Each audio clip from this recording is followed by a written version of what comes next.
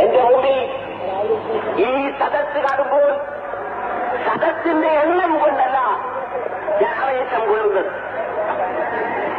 2 വർഷങ്ങൾക്ക് മുമ്പ് കോഴിക്കോട്ട് സ്റ്റേഡിയം ഗ്രൗണ്ടിൽ തടിച്ചുകൂടിയ ജനസമൂഹവുമായി തുലനം ചെയ്യുമ്പോൾ ഈ സദസ്സിന് സംഖ്യാധിക്യമില്ല.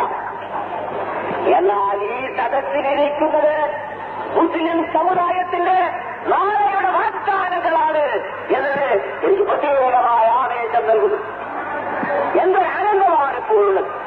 പ്രിയപ്പെട്ട മക്കളെ, ഈ പതാക കൊടുങ്കാറ്റുകൾക്കെതിരിൽ, വെള്ളപ്പൊക്കങ്ങൾക്കെതിരിൽ, ദേവാദികൾക്കെതിരിൽ ഞങ്ങൾ കെട്ടിപ്പടിച്ചുകൊണ്ടുപോയ തട്ടാതെ മുട്ടാതെ അക്കരയെത്തിച്ച ഈ പതാക നിങ്ങൾ യുവജനങ്ങളിൽ നിങ്ങൾ ഏറ്റുവാങ്ങുക എന്ന് മാത്രമേ ഞാൻ നിങ്ങളോട് പറയുന്നുള്ളൂ.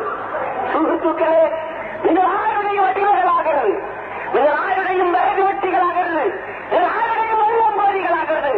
ലാ ഇലാഹ ഇല്ലല്ലാഹ് മുഹമ്മദുർ റസൂലുള്ളാഹ് എന്ന കലിമത്ത് തൗഹീദിൽ വിശ്വസിക്കുന്നത് ഒരു അവകാശമായി കരുതാത്ത ഒരു കാലഘട്ടത്തിന് വേണ്ടി, നല്ല നാളേക്ക് വേണ്ടി സ്കൂളുകളിലും കോളേജുകളിലും മുസ്ലിംകളുടെയും അഭിമാനത്തോടുകൂടി കടന്നു ചെല്ലുവാനും നിങ്ങൾ ഒഴിവ് ദിവസങ്ങൾ അനുഭവിക്കുവാനും നിങ്ങൾ പാഠപദ്ധതികൾ അംഗീകരിക്കുവാനും നിങ്ങളുടെ ഭാവി മാതൃകമാക്കുവാനുള്ള ഒരു നല്ല നാളേക്ക് വേണ്ടി മുസ്ലിം ലീഗിന്റെ പതാകയിൽ കീഴിൽ MSFന്റെ കൊടിക്കുകയും കീഴിൽ അടിനിരന്ന് അടിവെച്ചണിയണിയായി മുന്നോട്ട് പോകുക.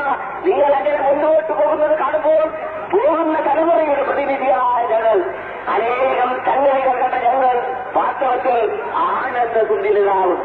അവരന്ന് പറഞ്ഞതാണ്, വിദ്യാഭ്യാസം വരട്ടെ, സ്കൂളുകൾ വരട്ടെ, കോളേജുകൾ വരട്ടെ, ഈ മുസ്ലിം ലീഗ് ഉണ്ടാവുകയില്ല. ആ വ്യാജപ്രവാചകന്മാരോട് ഞാനൊന്ന് പറയട്ടെ, പഞ്ചായത്ത് തോറുമെന്നോണം സ്കൂളുകൾ വന്നു, താലൂക്കുകൾ തോറും കോളേജുകൾ വന്നു, സമുദായത്തിലായ ആണും പെണ്ണും വിദ്യാഭ്യാസം ഉണ്ടായി. മുസ്ലിം ലീഗിന്റെ ഒരു പോറൽ പോലും വെച്ചിട്ടില്ലെന്ന് മാത്രമല്ല, ഈ യുവതലമുറ നാളെയുടെ പ്രതീകങ്ങൾ ഇവിടെ MSFന്റെ കീഴിൽ അണിനിരന്നിരിക്കുന്നു. മുസ്ലിം ലീഗിന്റെ സന്ദേശം കൊണ്ടുവന്നു. ഈ സമുദായത്തിലെ ഇന്നത്തെ തലമുറ മാത്രമല്ല, നാളത്തെ തലമുറയിൽ നിങ്ങളും നിങ്ങളുടെ മക്കളും മക്കളുടെ മക്കളുമെല്ലാം ഈ കൊടിക്കീഴിൽ തന്നെ അണിനിരന്നുകൊള്ളും എന്നതിൽ എനിക്ക് യാതൊരു സംശയവുമില്ല. ഒരു കാലം വരും, ഞങ്ങളത് കാണാറുണ്ടാകുമോ എന്ന് എനിക്കറിയില്ല. ഹിമാലയത്തിന്റെ കൊടുമുടിയിൽ നിന്ന് ഇന്ത്യൻ യൂണിയൻ മുസ്ലിം ലീഗിന്റെ പ്രസിഡന്റ് മുസ്ലിം ലീഗ് എന്ന് വിളിക്കുമ്പോൾ കന്യാകുമാരിയുടെ തീരത്ത് നിന്ന് ദീപചിത്രക്കാരൻ സിന്ദാബാദ് എന്ന് വിളിക്കുന്ന കാലം വരുന്നതിന് യാതൊരു സംശയവുമില്ല. മുസ്ലിം ലീഗ് വിദ്യാഭ്യാസം കൊണ്ട് പിന്നോക്കം പോകുന്ന ഒരു സംഘടനയല്ല. ഗർഭിണിയായ ഒരു മുസ്ലിം മാതാവിന്റെ മുമ്പിൽ മുസ്ലിം മുസ്ലിം ലീഗ് എന്ന് പറഞ്ഞാൽ ഗർഭത്തിലുള്ള കുഞ്ഞ് കൈ ചുരുട്ടിക്കൊണ്ട് സിന്ദാബാദ് വിളിക്കും എന്നതിൽ എനിക്ക് അതേയറ്റം സംശയമില്ല.